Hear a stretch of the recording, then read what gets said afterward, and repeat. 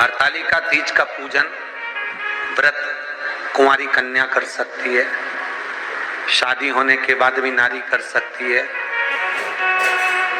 अंतिम अवस्था तक प्राण छूटे तब तक हरतालिका तीज का व्रत नहीं छोड़ना चाहिए। एक व्रत हमेशा याद रखो, एक एकादशी और एक हरतालिका। हाँ, इतना जरूर है, ज्यादा शरीर बेकार हो गया, बुढ़ापा आ गया, शरीर नहीं साथ दे रहा, तो कुछ फल खा लो, कुछ चाय दूध जूस आप लेकर कर लो। इतना भी नहीं बने, शरीर बहुत ही बेकार हो गया, तो आप एक समय फल का फलहार धारण कर लो, ठीक है। पर हरतालिका व्रत करने वाली माताएं भले उद्यापन कर दे, तो उस व्रत को थोड़ा हल्का कर लो। उद्यापन करा मतलब तुमने व्रत को हल्का कर लिया, थोड़ा हल्का कर सकते हो।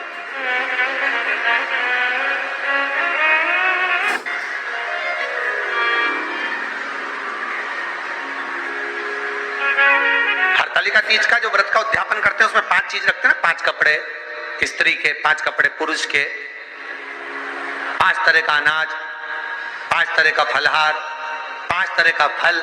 तो 5 तरह का जो फल रखाता है हरतालिका तीज के उद्यापन में, दुनिया के लोग उस 5 तरह के फल को केला गिन ले, पपीता गिन ले, मौसम्बी गिन ले, और अनार गिन ले, संतरा गिन ले, सब कुछ गिन लेते हैं, पर उस 5 तरह के फल में धतूरे को नहीं गिनते। पर शिव कथा में वर्णन आता है, हरतालिका तीज के उद्यापन में लिखा हुआ है, सबसे पहले 5 फल अगर गिनना है तो उसमें पहले धतूरे को गिनो, क्योंकि शंकर को वो प्रिय होता है, शंकर उसको स्वीकार कर लेता है। और धतूरा शंकर भगवान को क्यों चढ़ाया जाता है उसका प्रसंग आपको पहले भी कहा, आज फिर कहते हैं। धतूरा जब हम भगवान शंकर को समर्पित करते हैं तो हमारा कोई कार्य अटक रहा होता है, जिस कार्य को बार बार एग्जाम में बैठ रहे हो, बार बार परेशान हो रहा है, बार बार इंटरव्यू देने जा रहे हो, नहीं हो रहा, एक बार धतूरे को हृदय से भगवान को प्रेम से, करुणा सागर मेरे शंकर को दिल से एक बार वो धतूरा भगवान से विनती कर कर उसको चढ़ाओ तो सही,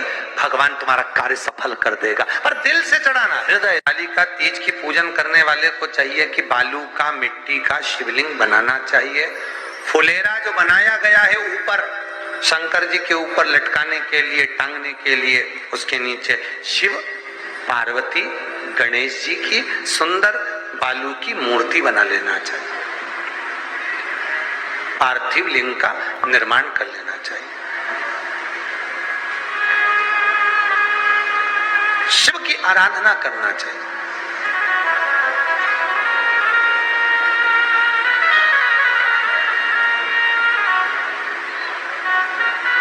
जो फल आपके पास में हो शंकर को समर्पित करना चाहिए, पूजन करना चाहिए,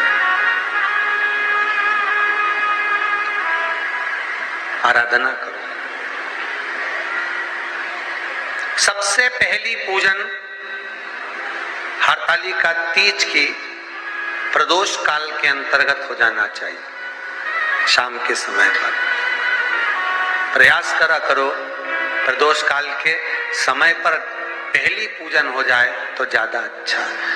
पर लोगों की आदत रहती है कि 8 बजे तक, 8:30 बजे तक, 9 बजे तक पहली पूजन करें, फिर दूसरी आराम से, फिर तीसरी, फिर आराम से, फिर चौथी। तो ऐसा सब अपने अपने हिसाब से। पर शास्त्र रीति कहती है कि प्रदोष का जो समय होता है, प्रदोष काल जो होता है, शाम का जो समय होता है, उस समय पर हरतालिका तीज की पहली पूजन हो, जिससे आपका स्मरण चित्त शंकर भगवान में उस घड़ी, उस पल, उस क्षण में आप शिव के हो जाएं और शंकर आपका हो जाए।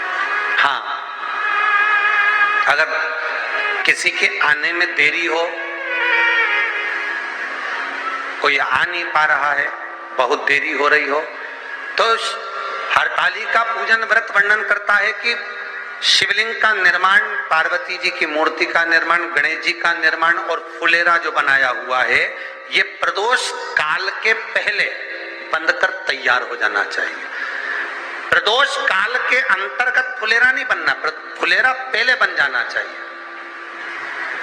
और बहुत विशेष बात ध्यान रखिए हरतालिका तीज की, कि शंकर जी का जो अपने स्वरूप बनाया है, पाटे में, थाली में, चौकी पर, चौरंग पर जो स्वरूप बनाया है, वो पहले नहीं रखना है। पहले क्या बांधना है?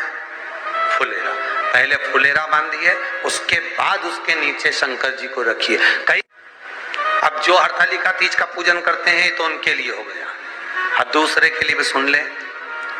जो नारी हरतालिका तीज का पूजन नहीं करती, व्रत नहीं करती, साधना नहीं करती, उसके लिए भी कहा गया कि आप अगर ये व्रत नहीं करते हो तो एक कार्य जरूर करना, कहीं पर फुलेरा बंधा हो, हरतालिका की पूजन हो रही हो, 5 मिनट 10 मिनट निकालकर अपने आसपास के किसी पौधे में से पत्तियां लेकर या पुष्प लेकर, 5 वृक्ष की पत्ती या 5 वृक्ष के पुष्प लेकर शंकर भगवान को जब पूजन हो रही हो, 5 मिनट माताएं जब पूजन कर रही हो, तब आप भी उस पुष्प को, उस पत्तियों को शंकर को समर्पित कर सकते हो। ये नहीं चढ़ा सकते तो 5 फल नहीं चढ़ा सकते तो 5 कुछ भी पुष्प आदि का आप शिव को समर्पित करो।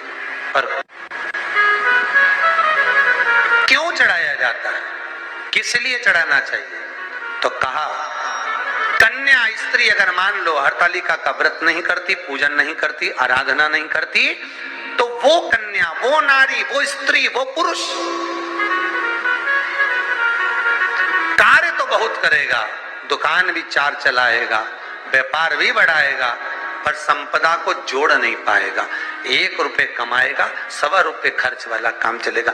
हस्त नक्षत्र में जो तृतीया पड़ती है, हस्त नक्षत्र के अंतर्गत जो तृतीया का महत्व कहा गया है, वो संपदा को बढ़ाती है, मनोकामना को पूर्ण करती है।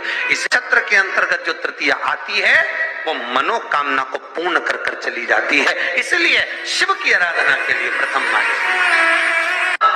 हस्त नक्षत्र में किया गया दान, हस्त नक्षत्र के अंतर्गत तृतीया के दिन किया गया पुण्य, हस्त नक्षत्र में तृतीया के दिन किया गया श्रृंगार, हस्त नक्षत्र में तृतीया के दिन करा गया अपना सुंदर सिंदूरा, भगवान का आनंद, 5 तरह के वस्त्र, 5 तरह के स्त्री के वस्त्र, पुरुष के वस्त्र, 5 तरह का फल, 5 तरह का अनाज, ब्राह्मण को बुलाकर ब्राह्मणी के साथ आप या तो ब्राह्मण से उद्यापन करवाएं या फिर आप स्वयं भी करते हैं तो शिव को समर्पित करके ब्राह्मण और ब्राह्मणी को भोजन कराकर वो भाग प्रदान करें। यही हरतालिका तीज के उद्यापन का वर्णन आता है। सुंदर भाव से हरतालिका माता आप सभी की मनोकामना पूर्ण करे। हर हर महादेव।